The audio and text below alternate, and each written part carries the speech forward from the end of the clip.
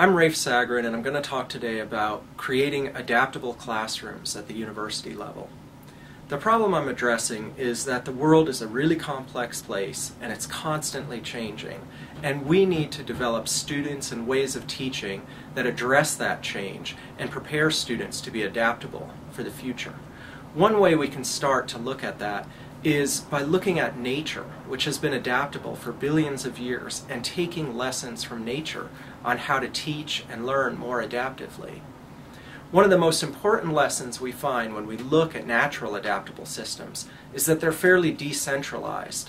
They allow a lot of ability for independent agents to sense and respond to the environment, like our immune system, for example, which has a lot of agents running around looking for invaders without a lot of central control. Unfortunately, the kinds of structures we set up in society tend to be very centralized and therefore not very adaptable. As an example, after 9/11, we created the Department of Homeland Security, which was a very centralized bureaucracy. And in the first test of security after 9/11, which was Hurricane Katrina, everyone was asking, well, where's FEMA?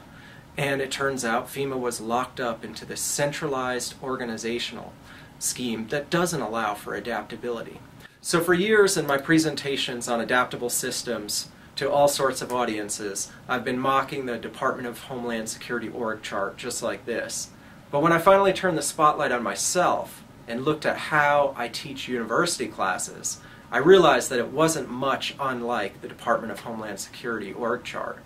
If you look at these classrooms that I've been teaching and that most professors at universities teach, there's a very hierarchical structure where the professor, shown here with the red circle, is controlling a class, shown by the triangle, and he or she decides which papers or textbooks that the students are going to read from a fairly narrow range of possible sources of information, and then expects all the students to read the same information and come back with some response to that. And so the students are essentially treated like those boxes in the Department of Homeland Security org chart. They're just expected to line up, and everything runs through the professor. So centralized, non-adaptable classrooms like this get maintained essentially through having an agenda, or what we call a syllabus, at the beginning of the class. The syllabus is a way that a central controller can determine in a sort of intelligently designed way what's going to happen for the entire semester. And a syllabus essentially has the effect of resisting change, resisting adaptability, because it's a predetermined outcome of what should happen.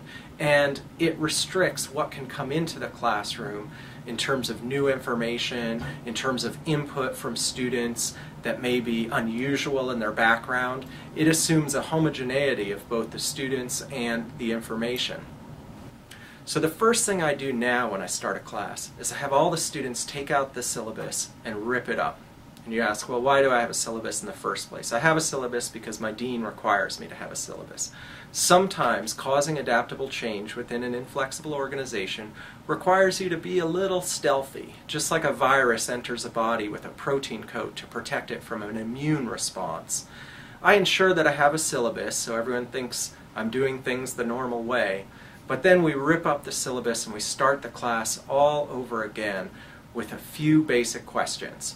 First, I ask the students, what do you really want to know about this topic?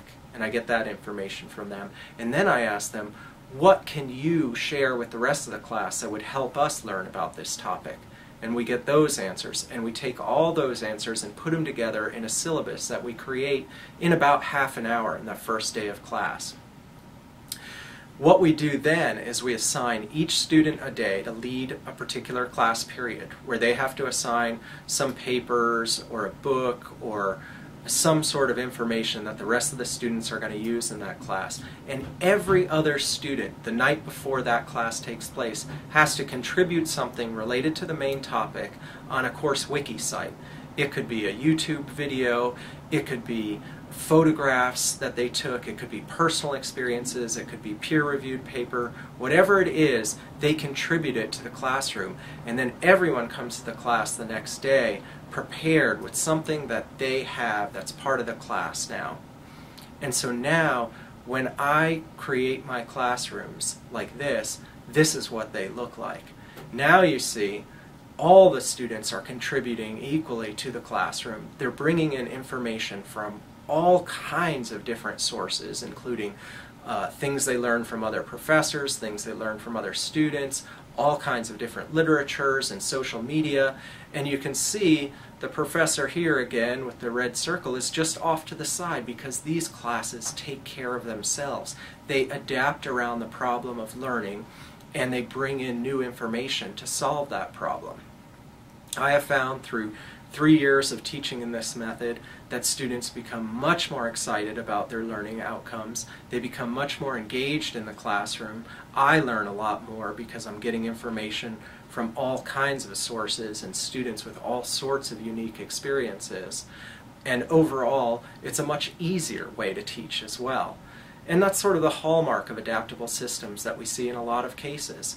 When you challenge multiple sensors of the world to respond to a problem, they adaptively respond with very low resource use, and you get much better results. And I talk about a lot of these kind of ideas in my book, Learning from the Octopus, as well as on our website, adaptablesolutions.org. I hope you'll join the conversation. Thank you.